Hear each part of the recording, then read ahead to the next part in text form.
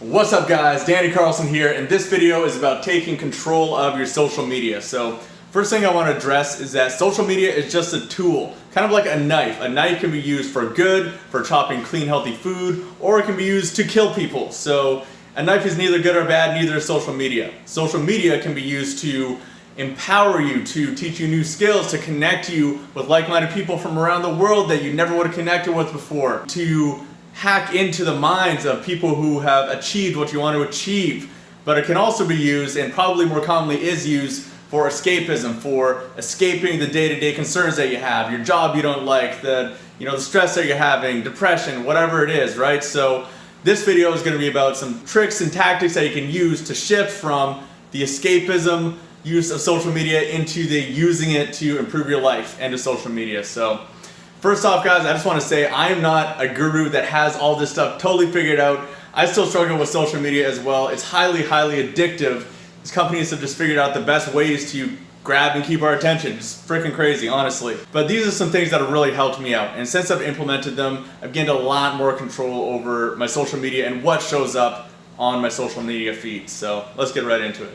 Okay, so first off, this new whiteboard that I got, there was quite the adventure picking this thing up. As this is how committed I am to creating the best content for you guys. I got a whiteboard right here. We got our super skilled driver, not hitting any vehicles, hopefully with any of these things sticking up here. So don't say I don't do anything for you guys. Okay, step number one for controlling your social media. This is gonna be the hardest one for a lot of people, and that's to unfriend unaligned people. So that's probably your friends who you met once or twice, or your friends that are back from your old partying days, or that you don't really get along with anymore, but you still kind of keep around. Unfriend all of them right now. And the reason I say that is if you don't, you keep getting their event invites, you keep seeing the pictures of the old lifestyles that you used to live and they used to live that no longer serves you, that's no longer the goal of where you want to go and who you want to become. Then it's going to be way harder to see the change that you want in your life. There's a great saying out there, you're the average of the 5 people you spend the most time with. And that applies to social media too. You can spend the most time with your favorite influencer on a podcast and they have the most influence on your life. But if you spend the most time with Frank, who is talking about politics all the time and getting drunk every day, then he's going to have a big influence on your life whether or not you agree with him or not. He's just, the way he talks, the way he thinks is going to be impressioned onto you. So another reason to unfollow all these people too is you have to retrain Facebook's algorithm. Facebook right now, it has been trained to think that you really like these friends and you comment on their stuff and you want to see them in your newsfeed and notifications all the time. So by unfriending them, you're telling the algorithm, I'm not interested in this anymore, which brings me to the next step. So follow pages about business and personal development. Whatever you want to become. If you want to become a marketer, then follow a bunch of business pages about marketing, a bunch of influencers about marketing, people who have podcasts about marketing, pages about personal development. If you want to become more fit, you want to live your best life, go follow a bunch of things about fitness. The more of that kind of stuff you do, the more you're training the algorithm to show you that kind of stuff.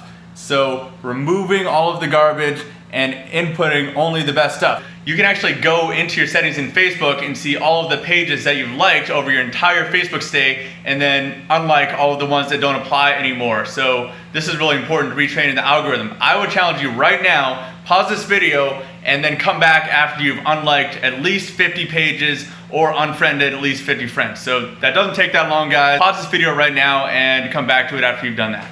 The next step in the process is to follow businesses and pages about personal development, business, health, things that are actually going to move your life forward in the direction that you want. So you've unliked all the pages about cats and about all the DJs that you like to follow and stuff like that. It's time to replace it with the stuff you want to see in your Facebook news feed. So some good examples are Tim Ferriss is a guy I've learned a lot from. Tom Bilyeu, the Impact Theory podcast, super good. I'm going to put a full list of the ones that I would recommend people follow and listen to in the cheat sheet in the description below. So make sure you guys check that out. Next on the list is to join Facebook groups with like-minded people. It's one of the best networking tools in the history of the human race. You can get a group of people that are all interested in the same thing together from all over the world. A lot of these niche groups they're groups that if you lived in a small city with maybe 100,000 people, you would have like 10 people in the whole city that'd be interested in this one thing. But you can find a Facebook group with thousands or tens of thousands of people, and especially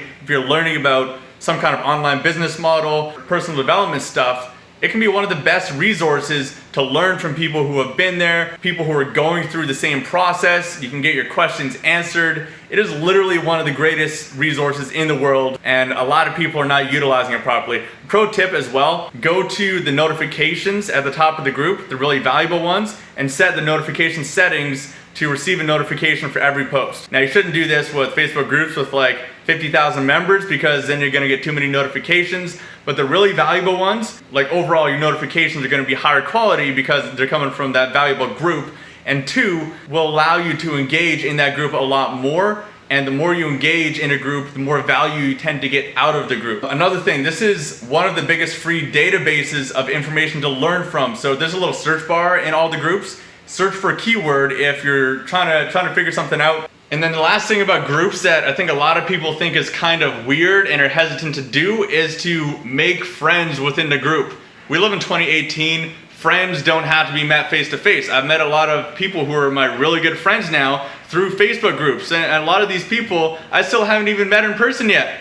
There was one buddy in my first mastermind group on Amazon, lives in Utah, and we were friends for probably a year and a half before we actually met in person. And by the time we met in person, like, we knew each other so well, it didn't feel weird. The more you engage in these kind of groups, you'll start to make friends with people. You start to kind of get to know them. So add them as friends on Facebook, because that feeds the algorithm and their stuff's gonna show up more in your feed and more. And two, DM them if you want to start a mastermind group. Think you can help them out in some way. Not in some spammy kind of way, but legitimately help them out. They can answer something for you and you've built up some kind of relationship with them. There's ways to do this too. Don't be spammy. Don't just add people you don't know. Don't just DM people you don't know. Build it like a real friendship, right? Super, super valuable. And then the last thing I'm gonna mention about this is having mental awareness. So what I mean by that is every time I'm on social media, well, I try to at least have a mental awareness that, like, I'm on social media,